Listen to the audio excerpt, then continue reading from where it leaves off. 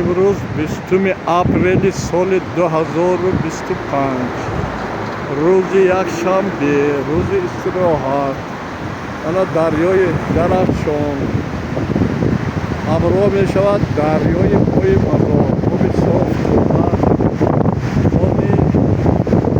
توریسم سیاحت میام میشن. من توریست ها راه گشته اینجا ها.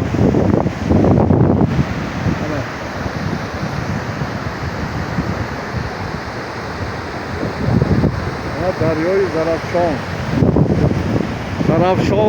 در راه زر میفشانی، با ساحل در و گوهر میفشانی، ثمر بخشی به صحرای سمرقند بخارا را عجب بر میفشانی.